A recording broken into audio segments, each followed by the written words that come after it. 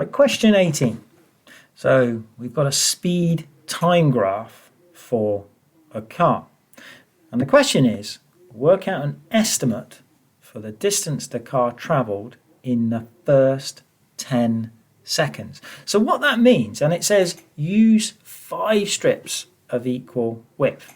So that means just divide it up. We're going to estimate what the area is here. Now we're estimating because we've got a curve. And we've got here, basically, we've got 5 trapeziums. Right, we've got 5 trapeziums. So to work that out, it's just going to be, so if I think about the first one, that's going to be a half. And then that's going to be a half. So the two, it's like a trapezium on its side. All right, if I take all of these, we've got trapeziums on their side. So if we turn them around, right, imagine that to be the top and that to be the bottom. So the first one is a half of 0 add 2,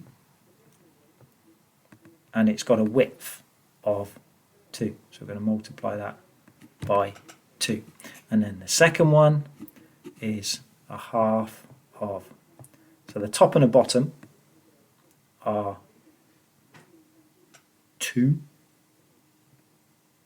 So it comes up to 2, looking at that. Then it looks like it's coming up to 5. I'm just reading the height of them.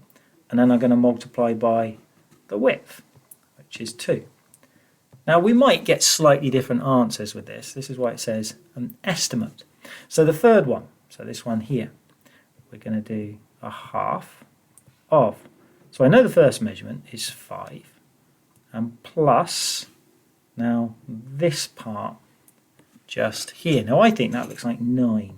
It's just slightly below 10. And then multiply by the width of it, which is 2. And then we're going to, now looking at the fourth one, so we've got a half. You could break it up into rectangles and triangles if you really wanted to. So we've got 9 and plus, and then the height of that one. So we're talking about this line just in here. What's the height there? It looks like it's 15. You could argue maybe slightly over. Go with 15.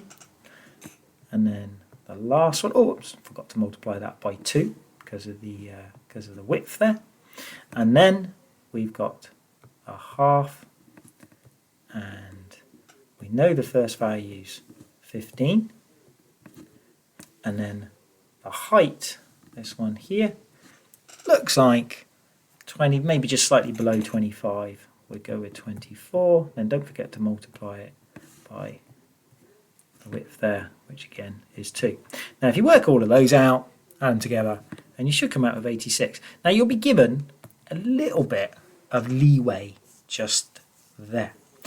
Now part B says, is your first answer an underestimate or an overestimate?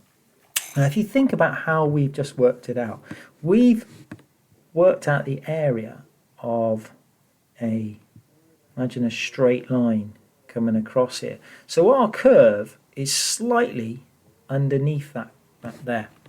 So actually what we've done is we've done an overestimate,